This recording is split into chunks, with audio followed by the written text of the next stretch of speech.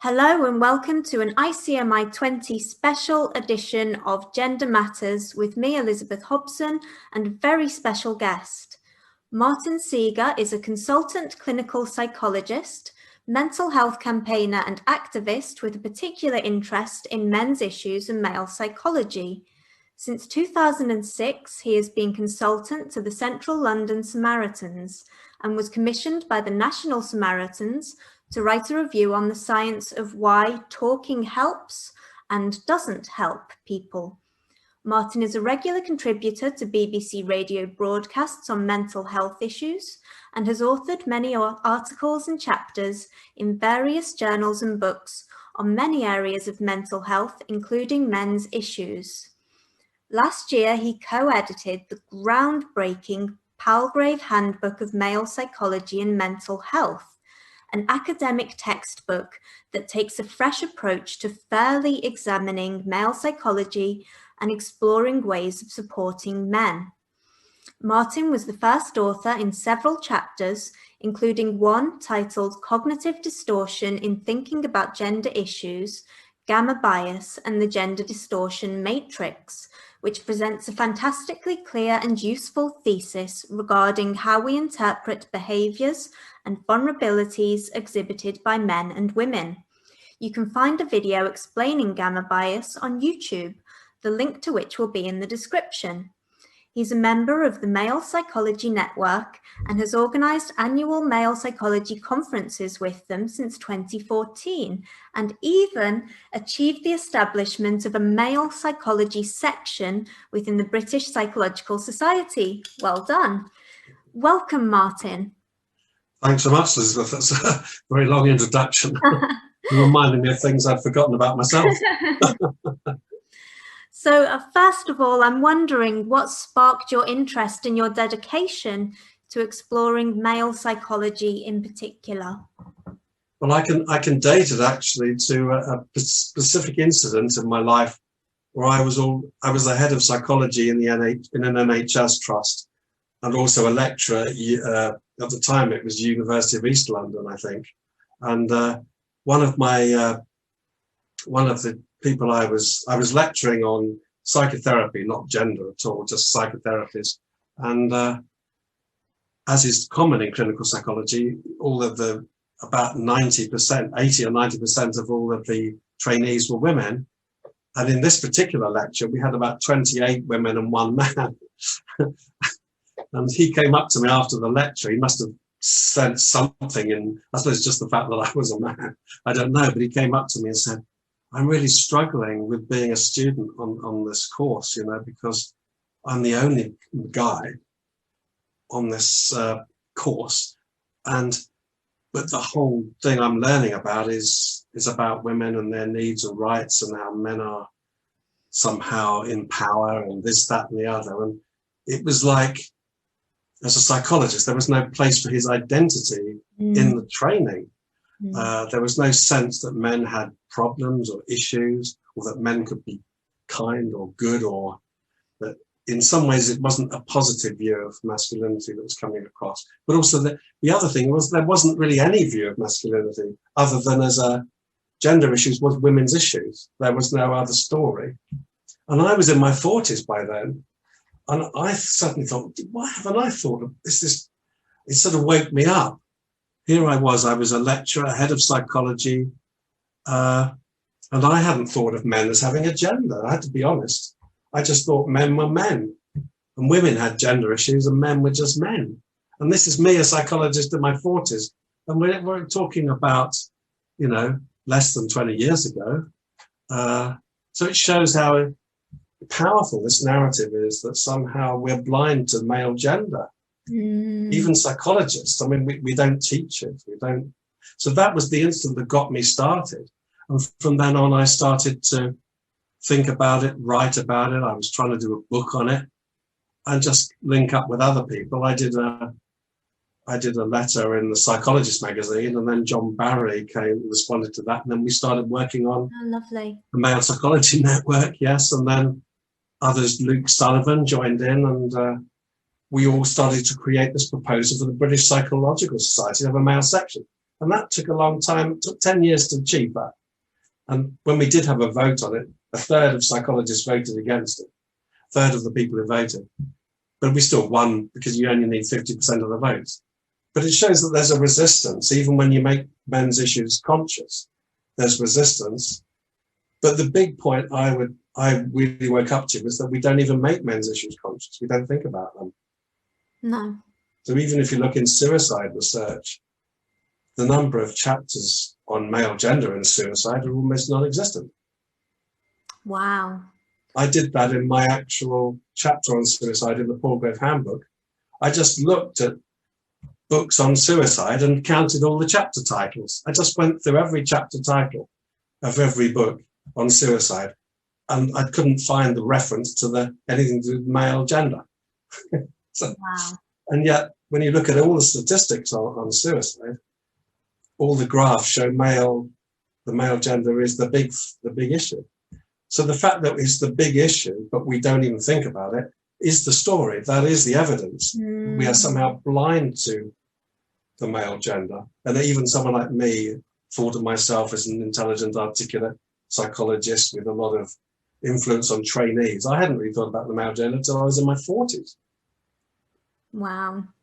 So that's it. Yeah, it kind of brings me on to my next question. The following 3 questions will be based on the chapters that you worked on in the Male Psychology Handbook. And may I say, before I ask them, that it's heartening to know that the ideas in your book are available in university libraries now. It's like a pioneer rose growing in a war zone. So firstly, can you have explain the gamma bias theory to us, please? Yeah, gamma bias is, to try and simplify it, in a way it is simple. We've got alpha bias, which is when you magnify gender differences, and you've got beta bias, is when you minimize them.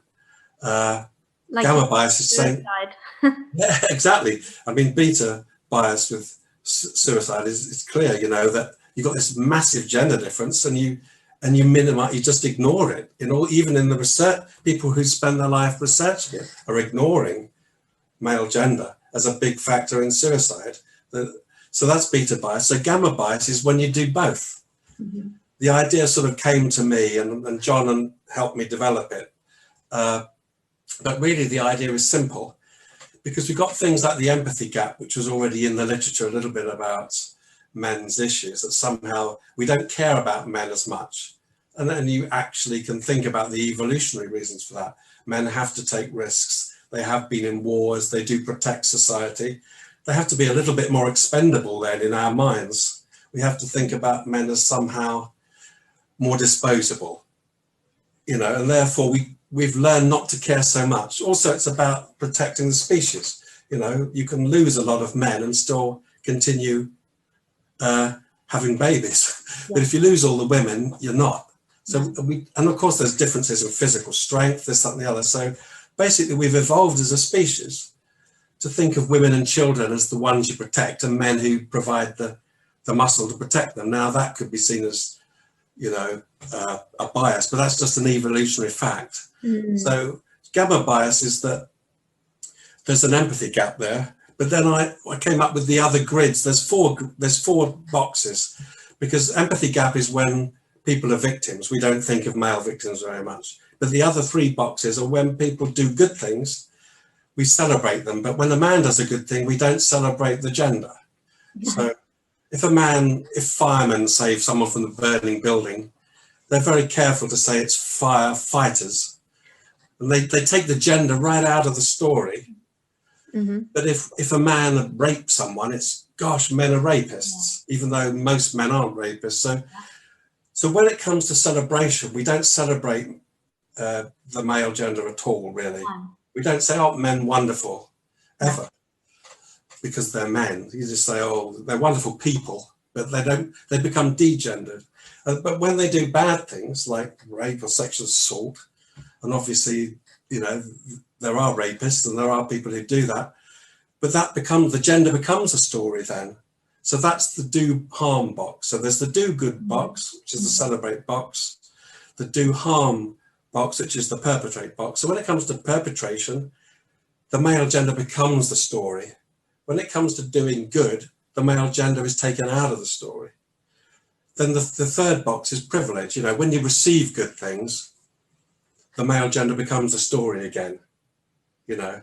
But if you're female gender, it's not, the story isn't about privilege of females. And when it comes to the victimhood, the empathy gap box, again, obviously we're thinking of females because they need protecting, but men, on the story around male victims is removed. Yeah, yeah. So basically gamma bias is saying there's this, the beauty of the theory is that it gives us a framework to measure it, because it's saying there's 4 boxes: doing good, doing harm, receiving good, or receiving harm. So celebrate, perpetrate, privilege, or victimhood. And that gives us a whole conceptual schema to start looking at how we treat men, how we react differently to men and women in different scenarios. And obviously it gives researchers a way of beginning to measure this bias. Absolutely. I mean, you know, as you're talking, I'm thinking of all different stories that just fit these, you know, boxes perfectly. You know, if you look at the Boko Haram story, you know, where they burned the boys alive and they weren't mentioned, and they kidnapped the girls, and they were, you know, just a global phenomenon. It's, you know, and yeah, they're just, you see this stuff all the time. There was that advert, you know, with 25% of homeless people are women, you know, and it's like, what are the other 75%? You know? Exactly. So that is precisely the idea of bias, is that it's probably unconscious to some degree. And even when you make it conscious, it's people still resist your arguments. So you can point out probably of rough sleepers, it's 80 to 90% of rough sleepers are men. That's right, yeah. Because we have the lack of empathy, we're not so bothered. And also because we have the mindset that women and children need protecting, and a man can be sort of left on his own. We expect men to do the protecting, not to receive the protecting. So that also plays into help seeking, because you keep hearing this message to men now saying, open up, be vulnerable. But how can a man open up and be vulnerable in a society which doesn't care about the suicide, the homelessness? So it's a massive double message. And of course, if a politician's saying something to you but doing something else, you listen to the actions, not the words. So if society says to men, open up and we care, but its actions say there's no research interested in your gender, there's no services for your homelessness, and if you're a victim of domestic abuse and violence as a man, which is a significant number of victims, estimates range from 30 to 50% of the victims, or perhaps more, are men, depending on how you measure it. Society is saying that your gender doesn't count, you know, as a male victim, you don't exist. But then it's telling you, come on, you macho, stubborn men, open up.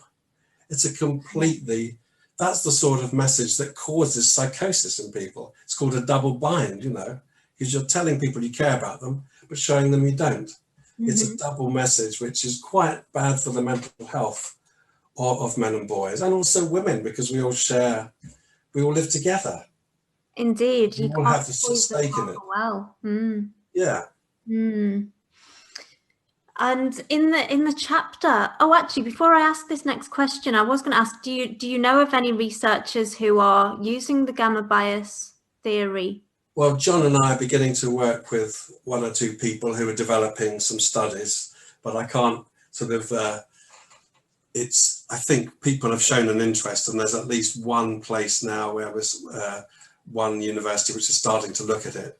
And of course, now we've got the first psychology module in the UK, perhaps the world, I don't know. The first undergraduate's male psychology module has been set up now in Sunderland. Oh, brilliant. I think those students will probably be encouraged as they go through their careers to research gamma bias. Excellent. So we're beginning to research it. Excellent. But obviously, and it's something where you can just go through a newspaper article and analyze the different statements. So it could be done. And of course, there are other things that already fit it. As you say, you've already come up with the Boko Haram example, but there's someone called Tanya Reynolds who was doing work on moral typecasting. Her studies show that when you're looking to blame or exonerate people for the same thing, we're more likely to blame a male actor than a female actor for the same action. And so there's a lot of this evidence out there. So partly gamma bias is a theory that pulls together existing evidence into a neat framework. Yeah. But equally, it can generate a model for new research and new studies, which is starting to happen. But obviously, I encourage anyone who is listening to this, who's interested, to start getting involved in this kind of research. Absolutely.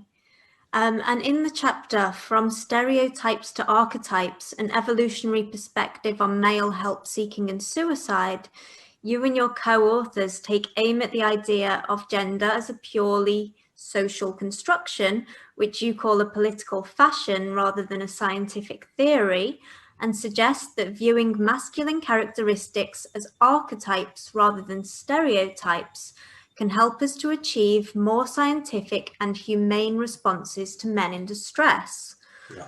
So, I would like you to explain the nuance between viewing masculine characteristics as archetypes or stereotypes, and then tell us what you think this suggests with regards to what interventions may help us to help men in distress. Yeah, so an archetype is something that we are, I mean, Carl Jung talked about archetypes a long time ago, and obviously the idea of an archetype is that it's in our whole species. We share it. It's like an unconscious thing that we tap into, and it's in our species. So there are archetypes, are things which you can't change. You can change the expression of them, but they're embedded in our species. They're patterns. So obviously gender is going to be a very obvious place to have archetypes, because gender is related to biological sex, which is related to evolution. The whole basis of our species is the attraction between the sexes, the production of young, the nurturance, the rearing of young people, and then the protection of them and the development of families, communities, societies. That all comes out of gender. So you would expect gender to have some archetypes. Myself and John Barry and others, we looked into studying a theory of archetypes, but there's a lot of just obvious evidence. Culture, I mean, you've only got to look at any rom-com to find that. I'm sorry, Martin. Yeah. There was a little judder in the, so can I go back to myself and John Barry and others? That's okay. Yeah, myself and John Barry, we have tried to study archetypes as well as just look at the evidence for them in our culture. But we found that there were we were hypothesizing three basic archetypes for masculinity. One is around fighting and winning, so it's a competitive thing. The next would be around providing and protecting. And then the final one would be around self-control and mastery, so keeping in control of things. Now these were archetypes that we hypothesized, and we did research which showed that those patterns were broadly supported.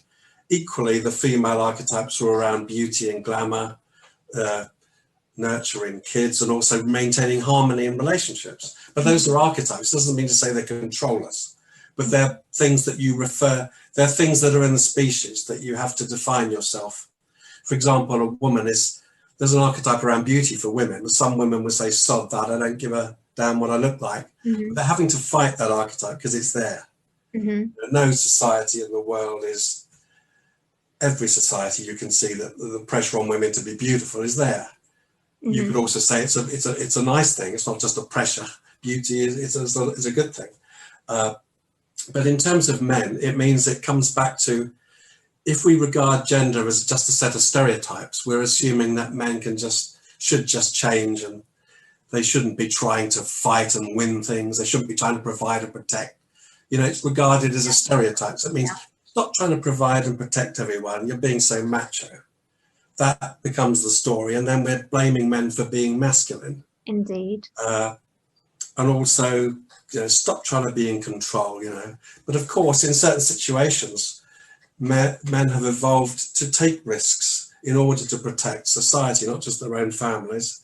And those things we still expect. Men are still in all the jobs where they're taking risks, and the deaths at work is about 95 at least % men, because they're doing all those risk-taking jobs, and men still doing a lot of that stuff, and it's still necessary. Society depends on it. So the idea of, let's assume that archetypes are more correct analysis of the evidence of stereotypes. Where does that lead in terms of helping men and boys? Well, it's a simple example is, if you're telling men and boys to open up and seek help, you're going against the male archetype. If there really is an archetype that men do feel they need to be in control and they need to fight and win and provide and protect, seeking help sort of goes against the grain. But if we start telling boys, if you seek help, you're taking action to sort your problems out, you're protecting your family by seeking help, and you're becoming a fighter. You're fighting your problems. We're using the male archetype, and now we're giving boys and men a message to seek help that is masculine. That's so we're not telling them not to seek help. We're just saying we're using the language of the archetype, which is much more powerful. I mean, it's like saying to a girl who doesn't feel very beautiful, you've got two ways of helping her. You could say to her, don't worry about beauty, it's meaningless, which is going against the female archetype, which is pointless. Every other girl she meets is going to clock her for her looks. But if you say to her, well, actually, beauty comes in many different forms, and actually, beauty, a girl doesn't have to look like a particular supermodel to be beautiful. Actually, beauty is a wide range of images. Then a girl feels more liberated. She can feel beautiful without having to conform to what would be a stereotype, that you've got to look like a particular type of female. So actually the archetype around female beauty can be used to help girls with their, worried about their image. But in the same way, the archetype around male strength can be used to help men seek help. So we can't change the archetypes, but we can use them. Yes. And we can train people to listen to men differently. Yeah. So when I worked, I no longer work with the Samaritans, by the way, but when I did work with them, we did a whole year of workshops for the volunteers on men's issues in the London branch of the Samaritans. Brilliant. And at the end of those, and 80% of the volunteers are women, at the end of that year, we measured the length of phone calls from male callers and female callers over that year. And at the beginning, so all we changed was the way that the volunteers were listening to the male callers, because we obviously couldn't do anything with the male callers, didn't know who was going to call. But at the end of that year, the conversations with male callers had almost doubled in length. Wow. Simply because we trained the volunteers. We hadn't even told them how to listen. We'd just exposed them to the world of men. For example, we had a guy come in and play blues music to the female volunteers and go through the lyrics. And we sort of had a workshop. Why would men write lyrics like that? I mean, why do men write rock and roll songs? Why do men write blues music? Because they're worried about because they're very concerned about their feelings. But their feelings come out in specific ways. Doesn't mean to say they have less feelings, because I think the other thing that I find pernicious in our approach to gender is that we regard men as emotionally illiterate, which is really quite destructive viewpoint. So if you regard men as emotionally illiterate, you're just trying to reprogram them all the time to be more emotional in the way you think they should be, which is a more female style. Yeah. And in fact, there's evidence that psychological therapies are mainly sort of feminized. Counseling models are all about, let's have a cup of tea, stare into each other's eyes and talk about our feelings. Well, that doesn't even work for a lot of women, let alone men. And I'm a psychologist. I work with all kinds of people. The most psychologically useful things for a lot of young men is not even talking, it's doing stuff with someone. Because if you do stuff with someone, they show they care, and you are getting their help. You don't have to get their help by talking about your feelings. It's pretty obvious what your feelings are. You just feel bad. But, what's the point of saying that unless someone actually does something? So quite often you can help men and boys with all sorts of projects and things which are just about caring about them. Most things that help young men are like sports projects where they've got a mentor who's, you know, like a boxing club or a football club or this or that. And these young guys who start to feel cared about because the boxing coach really looks after them like a dad.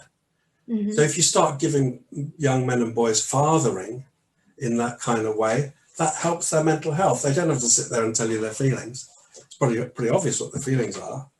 The psychologists have got a lot to learn about this as well, because we're still in this world of therapy and, you know, it's either drugs, mental health all about drugs or talking. No, actually, it's about relationships with people. If you have good relationships with people and do things with them, they will develop as people. You don't have to just sit there and talk about it. Not that talking's a bad thing. I mean, I spend my whole life talking to people, but it's not the only thing. And particularly with men and boys, the language of emotion that men show is more of an action language than a verbal language. And it's not that they're illiterate, it's that they're differently literate. Yeah. Male language, I mean, it's society that's illiterate because it hasn't learned to read the language of men. Yeah, absolutely. And the third chapter I wanted to talk about was positive masculinity, including masculinity as a valued aspect of humanity.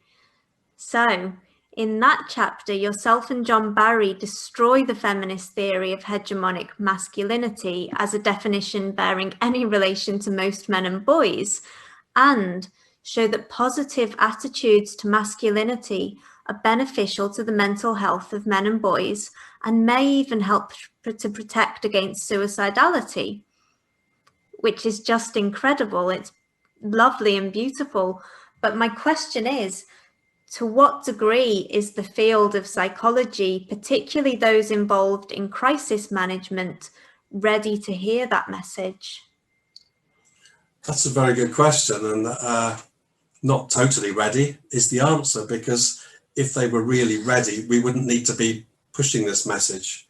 And as I say myself, it wasn't until I was in my 40s that I started thinking about men's issues, and I'm supposedly one of the people who's sort of pioneering some of this stuff along with many other people. But if that is the case, then if I'm an example, then I didn't think about this till I was 40s. In fact, a lot of the best thinkers around men's issues were the feminists who were thinking outside the box and who weren't happy with the way feminism was going, you know, and people who, you know, set up domestic violence. There was that lady Erin Pitsey who set up a domestic violence project for women, then realized they were male victims, and she got really resisted as soon as she started and treated very badly for just wanting to include men.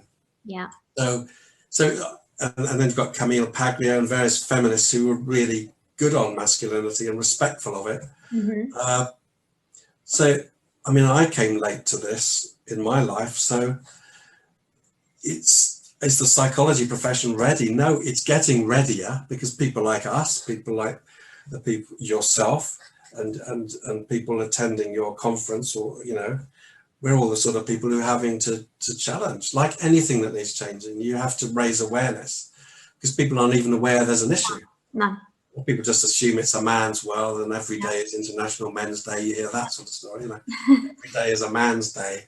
What men are you talking about? Because obviously this hegemonic masculinity model was just relating to about 0.5% of men, not 99.5% of men. And of course, even the men who are, you would describe as hegemonic, who are running big companies or what politicians, you take a man who's chief executive of a massive company or corporation, for every one of him, there's about 200 men that tried to be like him and took risks and ended up, some of them dead through suicide, because they lost all their money. So you can't just say, well, you can't compare a tiny unrepresentative minority of successful men with the whole of the female gender and say, look, these men are all patriarchs, they've got big companies and women aren't included. Because actually men, to protect their families and to provide for them, have kind of evolved to go out there and take these massive risks, which women on average don't do. Some women do, and that's fine. It's about freedom of opportunity, because most nurses and caregivers are women, because they're more interested in those kind of jobs as well. So some men are just more interested in doing the sort of things, risk taking, Yeah. that leads to those kind of outcomes. You know, I mean, I can't say that I envy the CEO or the Prime Minister, you know, for their power and, you know, their money and all of that kind of stuff, because I have different priorities. And I think, you know, most men have different priorities. It's just that there are even more women who have, you know, priorities of achieving a better work-life balance, you know, maintaining good relationships with friends and family, having some spare time, you know, these kinds of things. And I mean, I don't know if you've ever seen, there's a lovely meme that goes around and it's a pyramid and it says what feminists see, and it's the men at the top and all the women at the bottom. And then, you know, it kind of zooms out and it says what they don't see, and you've got all the men underneath the women. Absolutely, because most men of working class, cannon fodder basically, and throughout history, Yeah. the graveyards are full of men who died to protect freedom in wars. Yeah. There's burial grounds are full of men who died building railways and ways, the navvies who built everything that we all depend on, working class men who died of diseases, who were expendable in wars and in dangerous things. And the whole infrastructure of our society is built by working class men. Their backs, yeah. And feminism is basically a middle class sort of moan, really, about men who are perceived. It's basically looking at the men who have got the power, which of course there are issues around opportunity. So the feminist argument is very valid that women needed opportunity to be prime minister and they needed equal opportunity. And that is of course absolutely right. But the argument then gets extended to we need equality of outcome. You know, we're not happy till there's 50% of everything in power is female. But then by that same argument, you'd have to say 50% of all navvies building the roads need to be women. And that's never going to happen, because men and women are different in all sorts of levels. But the thing is, they're different on average. If you know anything about science, you have differences or averages. You have a distribution, and some women are much more masculine than some men. Absolutely. But on average, men are more masculine than women. Otherwise, there's no point to the... It's like, you know, you can't see a man or a woman and say they are going to be, you know, the man is going to be a risk taker. He's going to earn more money. He's going to do this, that, and the other. You can't see a woman and say she's going to be more neurotic, more conscientious, more caring. But what you can do is look at the trends at a macro level and say, well, the differences in average kind of personality traits go some way to explaining why there are differences in outcome. Yeah, if you take any measure like risk taking and you did a study, you would find there's average more risk taking by men on average than women. So it doesn't mean you can't talk about any individual, but you can talk about the group, that there is more likelihood that a man will take a risk on average. But you still need to understand the individual.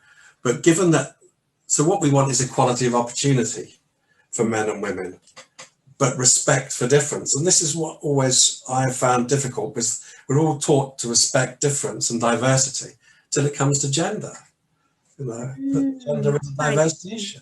Yeah. Men and women are different. So what? Let's enjoy that. The difference is what makes it interesting. Yeah. I mean, and also any team, if you think of any team, it's made up of people who do different things coming together as a system to share a common goal. That's my model for humanity, that all different people have different identities, different capacities, different roles, but they come together with the same purpose. Yeah. And that's how a team works. If the goalkeeper tries to score the goals, you're going to lose as a football team. Without a goalkeeper, however many goals you score, you're going to concede. So you need the goalkeeper and the striker. Got equal opportunity. And then we allow them free choice. And it's still the case that more men want to be engineers than women. However much people have tried to socially engineer to get 50-50, it just never happens, because men are more interested in engineering than women. But all those women who are interested in engineering should be equally encouraged to do it. that's where we have got to. We've gone the other way now, where we're trying to sort of almost create positive discrimination to the point where we're dishonouring boys who do want to be engineers, and so we're dishonouring women who just want to look after their families. And what's wrong with that? That's the most valuable thing. I mean, we're also dishonouring the women who do want to be engineers, you know, who get into the field and find, you know, that maybe even themselves wondering whether they're an affirmative action kind of hire, you know. Exactly. So it doesn't help their confidence anyway. It's rather patronising. What you need is the equal opportunity, and there's the level playing field. You don't want a tilted playing field. You want a level playing field for everything, and then people will make their choices. And gender will be a factor that influences people's choices on average, but it doesn't define you. I mean, my gender doesn't make it likely I'm going to be a psychotherapist, but I am. And I'm no less masculine, but I'm also a psychotherapist. Just a woman can be feminine and a soldier, but at the end of the day, there is a spectrum. So I suppose at some level, you know, I as a therapist, I'm someone who's on a spectrum, maybe different from other men, because it's not a typical career for a guy to want to be a therapist. Having said that, we're trying to get more men interested in psychology and therapy. And of course, you would have more men in psychology and therapy if the sort of approaches we offered weren't just feminized, if we actually allowed men to run services for boys and men, and also for women, that gave them more choices to do action-based therapies instead of talking-based therapies. So, you know, there's lots of things that we need to challenge, but men and women are on average different. That's fine. We just need as scientists to promote the data, which enables everyone to have maximum choice, and also to reduce prejudice, because basically the only stereotype I'm picking up now is that men are all too macho and too traditionally masculine. That's the stereotype. Yeah. The truth is that men, there's nothing wrong with being a man or masculine. It's just that our attitudes to masculinity have now become quite prejudicial, even to the point where the American Psychological Association is putting patriarchal things in its guidance for psychologists about how to treat. The assumption is if you've got a male client, you've got to check out their patriarchal privilege. You know, it's just appalling, especially if your male client has been abused, is working class, and may even have been abused by the mother, because there's a lot of evidence that some of our most psychopathic men who are destructive to women have been abused by mothers. So because of that gamma bias, we don't look at female perpetrators, and we don't look at male victims. So we assume that all perpetrators are men and all victims are women. Yeah, we look at the, you know, the psychopaths and we go, oh, look, they're all men. This says something about men, but we don't look, you know, at their childhood and go, and they've, you know, all been abused by women as children. Well, certainly a significant number have. Significant number, yes. And the issue for male sex offenders is that they are brought up by the gender that they want to then have a relationship with. You know, for a woman, you're being brought up by the same gender. And so your sexuality isn't confused with your nurturing process in quite the same way. You identify differently. A man, in some ways, his attachment to his mother is then kind of like a blueprint for how he's going to have sexual relationships. And of course, therefore, if he's got a damaged relationship or attachments with his mother, he's going to see women in a particularly destructive way. And some of the more damaged women who see men in a bad way have had really damage from their fathers. So I mean, it's not rocket science, really, that we tend to project these things onto all our future relationships. No, I mean, it's not rocket science, but I think that, you know, we as a society look at women who do bad things, and we do look back through what they've experienced and start pointing fingers and going like, you know, maybe that didn't help, maybe that didn't help. And we, I mean, if they're within the criminal justice system, then there will be efforts to rehabilitate them, to treat them, to be aware and mindful of traumas. Whereas with men, it feels like we just chalk them up to another one on the men are really bad, aren't they? Yes, kind of absolutely. Pile. Within the criminal justice system, we're more likely to blame a man for starters, as that research by Tanya Reynolds shows we morally typecast, so that if a man does something, we're more likely to see him as a bad, person and not excuse him. We're more likely to see him as to blame. So we're more likely to convict men, and then once we're more likely to convict them of the same thing, we're more likely to give them a longer sentence for that. Correct. And then once they're in the penal system, we're more likely we're less likely to actually be in any way empathic to the causes or the rehabilitation of them. And even things like seeing your children. I mean, this is another gender difference, that obviously because the female has evolved as the nurturer of children, we still have this collective assumption that men, that somehow when it comes to prisoners, a man's need to see his children is less important than a woman's. This happens in the family courts as well. So we're, if we're really just going for 50-50 on everything, we've got to do that for everything. Or if we're going to respect differences, then obviously we have to know which differences we're respecting. But when it comes to prison sentencing, men are not allowed to see their kids in the same way women are when they're in prison. We sort of make provision for women to have contact with children in prison, and we actually keep men away from their children. Yeah, I know. So and it's damaging the whole of our society by doing that. Absolutely. There's very clear evidence that meaningful access to families really helps prisoners or it helps reduce reoffending once prisoners are released. And yet, I've seen claims that sort of visits and phone calls are actually used as, or denying visits and phone calls is used as a punishment for male prisoners. Yes. And that's not helping anyone. No, because it's further damaging a damaged person. Yeah. And obviously gender, people end up doing serious things, male or female, because they're damaged.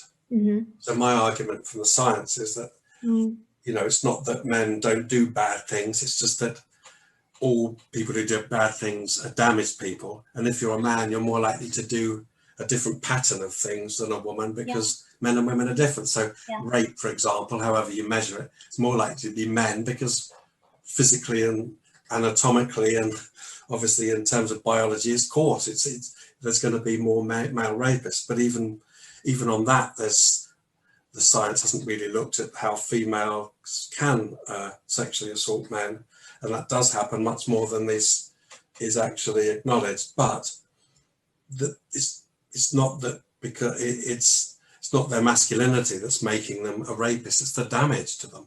Once you're a damaged person, you're going to take it out on someone else.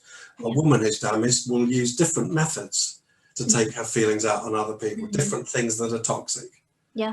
But we have this sort of, this is the stereotype. We have a stereotype of the bad guy and the vulnerable woman who's even even bad behavior from a woman, we excuse because we're empathic to women. Whereas a man is bad, it just reinforces our prejudice that there's something bad about their gender. And of course, men do bad things, but they're a minority. The vast majority of men do very positive things and are very protective for their families, for their partners, for their kids. I always remember a story, coming back to gamma bias again a bit. There was a terrible murder. So a poor girl was murdered and raped a few years ago. And there was a story on the radio about, we've got to go into schools and teach boys to respect girls. That was the assumption. But there were two men in that story. There was the murderer and the rapist, who was a very exceptional and rare figure. And there was the girl's father. This girl's father was on the radio saying, "I'll never walk my daughter down the aisle." So the victim's father was a much more typical man than the rapist. Yeah. But the media only focused on how can we teach young boys not to be like the rapist. They didn't go to schools saying, don't worry, boys, you're much more likely to be like the father, and hopefully you'll never lose a daughter to rape, because that's a rare thing. But you're all good. You know, we should be going to schools saying to boys, you're all going to be protecting your families, trying to look after your kids, trying to be the best person you can be. Your masculinity is not a bad thing. But instead we're going to schools saying that this rapist is totally unrepresentative of the male population. It's something we've got to educate boys not to be like. Now that agenda is about as biased as you can get. It's very destructive. It is, and yet we just accept it because of this gamma bias is so unconscious. Very, very, it's very sad, you know, the fact that it is happening in schools. It's happening in schools all over the Western world. It's certainly happening in British schools. And as far as I can see, it can only do harm. I don't see any good coming from, you know, telling boys and girls these feeding them these toxic narratives. Well, the first law of psychology, and the British Psychological Society has its own ethics code, which is about being scientific, fair, humanitarian, and treating everyone with respect. Well, if you go into schools and you've already assumed that the boys need educating about how to respect, you're coming in as a judgmental person. You're making boys feel they're being judged for who they are, based simply on their gender. That is about as gender prejudiced as you can get. And then you're thinking of yourself as having the moral high ground. So you're actually damaging people and thinking you're a saint when you're a sinner. And that for me is, I mean, I've always been extremely moral. You know, we all, I suppose, even the most criminal people see themselves as moral. I mean, people who've done the most violent things think that they are dispensing justice. And that is, you know, I'm sure even the most mad dictators thought that they were doing the work of God, or, you know, so we've got to be careful that we're going into schools with a rather mad idea. When you step back and think about it, that half of our children need educating about how not to be rapists. I mean, that is pretty sick that we've got that far in our understanding of gender. What we need to be doing is treating, because the more you respect someone, sorry, more Martin. There was a little flicker there. So can you go back to what we need to do? Yeah, what we need to do is to go into schools and teach all children that they are worth, that they're, you know, that whatever their identity, male, female, whatever their colour, that they're all valuable and differences are valuable, and not to make assumptions about gender that we need to educate boys to somehow avoid becoming perpetrators, because most boys aren't perpetrators. Even with, you know, this education wasn't necessary. The people who become perpetrators wouldn't have responded to someone going into their classroom and telling them not to be a perpetrator, because they've been abused in their own family. Yeah, and, you know, I have to wonder whether actually, if you've got a boy who is likely to grow up to be a perpetrator and someone goes into his class and says, boys perpetrate violence, does that not kind of justify his later actions? You know, is that not going to convince him that he has no real control over this? It's just in his nature. Exactly. That's a very good point. So not only if there is some receptivity to a message, it's only going to reinforce the idea. And of course, if that were true and it was in their nature, there's no point trying to educate people anyway. If you think all boys are going to be rapists, you shouldn't be allowing them on the streets. If you really believe that. We might be going there. But that's the danger. It's a weird thing. It's the idea that everyone I've worked with in mental health who was dangerous to others was damaged. And that's not to excuse them, because obviously if you're dangerous, you need locking away. But we need to understand why people are dangerous. They're not dangerous because of their gender. If they're damaged, their gender then influences their behaviour, the pattern of behaviour. Yeah, how they act out that damage. Yeah. But actually, our education for children about boys is so damaging. And I say it's lowering the self-esteem of boys, which is only going to, or, you know, it's only going to reinforce mental health problems. Not the only way you can help anyone's mental health or to help anyone be more loving or caring is to treat them with love and care. Isn't that the basic code of all faiths, whether you're religious or not? All faiths are about treating others as you would have them treat you. And even if it's, you can just see that as a logical thing. If you don't, if you're just having a moral philosophical stance, one should treat others in the same way you would have them treat you. So you should treat all young people with respect and love and care, and then you'll minimize the amount of damaged children. But the people who do turn out to be violent criminals are going to be damaged by the people who look after them, who can't be trusted. And that's never going to be changed by a lesson in school. No. So our model of psychology of how we change behavior is so pathetic. You know, it's really, and it's damaging, because the first thing you're taught as a psychologist is don't be judgmental. But we're being judgmental about a whole gender, which is really awful. Yeah, I mean, it's relates to the argument in The Coddling of the American Mind by John Haidt and Greg Lukianov, you know, where they talk about cognitive behavioral therapy and how, you know, you will learn in those kind of sessions not to be thinking in black and white terms, not to catastrophize, you know, all these kind of things. And yet, as a society, you know, and within the education system, we're training each other to think in exactly these dysfunctional ways. Yes. Like, we know from the evidence that it's really bad for individuals, but hey, if everyone does it, it might just work. No, you're right. You can't train people how to think. You can show them through your own actions. People learn most from how others behave around them. Right. So if you're a child in school, you're learning from the teachers, really how they behave and how they see you. So if your teachers don't respect your gender, that's what you're learning as a boy in school. So the real lesson will be that. But equally, there might be some people go into schools and do it a lot better. You know, I don't know. I'm not maligning everyone who does school education. I'm just saying. Oh, absolutely not. No. The danger is that what you really learn, and you learn from your parents, not what they say, but what they do. You know, and as a therapist, your clients, if you're doing therapy, your clients will learn how you treat them, not what you say to them, but actually how you relate to them. So you can say the same thing as a cognitive behavior therapist without any compassion about someone's thinking, or you can say it with, if you have compassion for someone, whatever your therapy model, you'll help them, because compassion is the thing that helps people. The therapy model is just a language.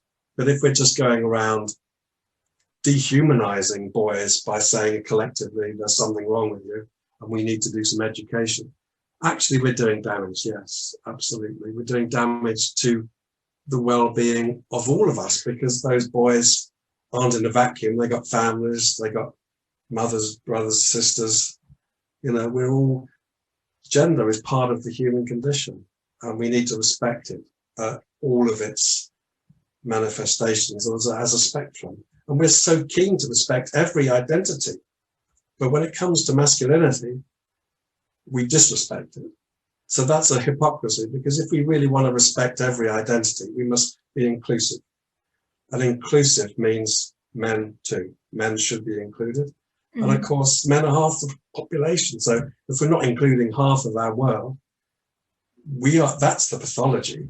The pathology isn't in the male gender. It's in the attitude to the male gender. Yeah. That's pathologizing half of its own identity. Absolutely. Finally, I would like to ask you, what's next? What are you working on or planning going forwards? Well, I'm really hoping to be involved in a project which will produce money for good causes. And if that is the case, then I would like to set up community centres for young people where they could be mentored in their communities, you know, by like second families, second parents, opportunities to run like sports clubs or music studios for kids who want to learn music. With mentoring. So I'd like to mentor young kids in communities, but you could only do that with money. And I'm hoping to be involved in a project that produces money for good causes. So if that's the case, I'll be setting up stuff for young people, men and women, but obviously I'll do it in a gender friendly way. So I'll be doing stuff that young boys will really like, you know, with father figures. It's places they can go because our community lacks, or big evidence is that boys and girls without fathers really suffer in terms of mental health. And all of the people who tick all the boxes on crime and deprivation and drug addiction and mental health, all the people who are worst on those measures didn't have dads. So if we're going to put more fathering into communities, I would like to do that, not just to actual families, but you can have second families and kids can even be adopted and things can work well. We're just somewhere else to go in the community for young people where they can do stuff, but actually have mentors. So it's just like what happens in a good boxing club for certain young boys, but not everyone's a boxer. So I'd like to set up community centres where you have a range of things to do, where young people can learn things, go there, obviously be supported, and obviously it'd be a safe space as well. So that's one thing I'm going to do if I get the money for that one. Sounds brilliant. Yeah. But also I'm starting to get involved with a new men's charity that's called His, that's just starting out, based in Kent. And I'll be helping with the training of volunteers, the helpline. So I'm getting involved in that aspect of where there are men's services and charities beginning to so that's where I would like to get involved. So I'm doing a bit of that.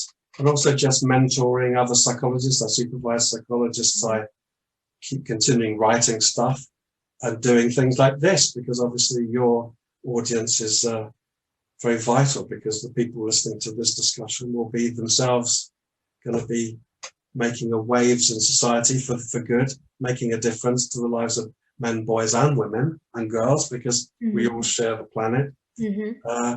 So I'll carry on doing all of those things, and I'll obviously just use my time in whatever way I can prioritize. As we were saying earlier, you want to prioritize, but we always have to adapt, because you never know what's around the corner, like this COVID. None of us knew that was coming. Yeah. We almost got through the whole interview without mentioning. Yeah, that's it. That bit out, right. Yeah, no, absolutely. Well, it's been such a pleasure to talk to you, and I'd love to hear from you again with some updates on all of those projects. Thank you so much for joining me. Well, thank you for inviting me to speak to you. It's wonderful. Yeah, and thanks to everybody for listening.